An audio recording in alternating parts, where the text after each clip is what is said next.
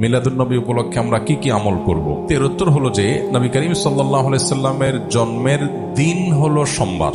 কি বার? সোমবার। এই দিনটাতে মুসলমানদের জন্য নফল রোজা রাখা উত্তম। যদি সুযোগ থাকে আমরা নফল রোজা রাখতে পারি, সেটা সুন্নাহ আদায় হবে। নবী আলাইহিস সালাম সোমবারে রোজা রাখতেন এবং তাকে জিজ্ঞাসা করা হয়েছে সুইলা আন সিয়াম ইয়াউমিল ইসনাইন। নবী আলাইহিস সালামকে সোমবার রোজা রাখা সম্পর্কে জিজ্ঞাসা করা হয়েছিল, কেন রাখেন? তখন তিনি বলেছেন যাকা ইয়াউমুন উলিদতু ফীহি, কারণ এটা এমন দিন যেদিনে আমার জন্ম হয়েছিল। তো নবী আলাইহিস সালামের জন্মকে ঘিরে যদি কিছু করার থাকে সেটা হলো সোমবারে রোজা রাখা। এর বাইরে জন্মের বার্ষিকী পালন এই কালচারটা তখন ছিলই না নবী আলাইহিস সালাম বা সাহাবীদের মধ্যে।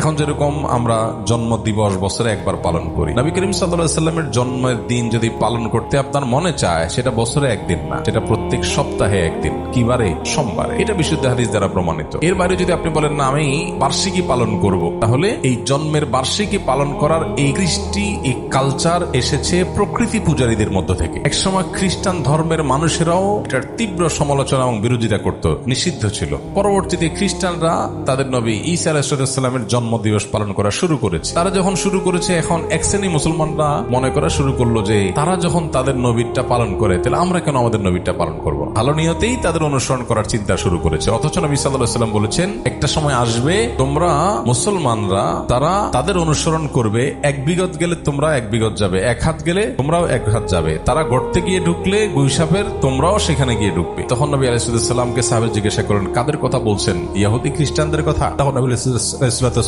বলেছেন, তারা ছাড়া আর কাদের কথা বলবো? তাদের কথাই বলেছি। অর্থাৎ তারা যা করে আমরা তা করবো। এখন ওরা ওদের নবীর জন্ম দিবস উদযাপনের নামে তারা ক্রিসমাস ডে পালন করে, যদিও সেদিন ঈসা আলাইহিস সালামের জন্ম হয়েছে কিনা সেটা আর এক ঐতিহাসিক বিতর্কের বিষয়। কিন্তু আমরা মুসলমানরা অনেকে মনে করি তাহলে আমরা আমাদের নবী মুহাম্মদ সাল্লাল্লাহু আলাইহি ওয়াসাল্লামের জন্ম দিবস অনুসরণ করব। আমাদের নবী মুহাম্মদ সাল্লাল্লাহু আলাইহি ওয়াসাল্লামের জন্মের পর উনি দুনিয়াতে বেঁচে ছিলেন কত বছর? 63 বছর। ওনার মৃত্যুর পর সাহাবীরা প্রায় শতবর্ষের মতো, সর্বশেষ সাহাবী দুনিয়া থেকে যাওয়ার ইতিহাসটা প্রায় কয়েক যুগ, শতবর্ষের মতো। এবং খোলাফায়ে রাশেদা তারপরে দুনিয়াতে বেঁচে ছিলেন কত বছর?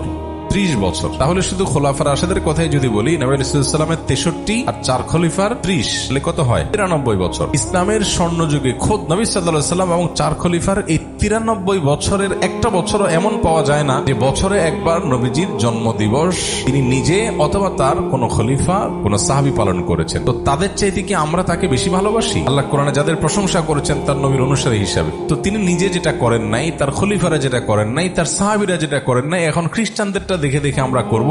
এটা ইসলাম না, এটা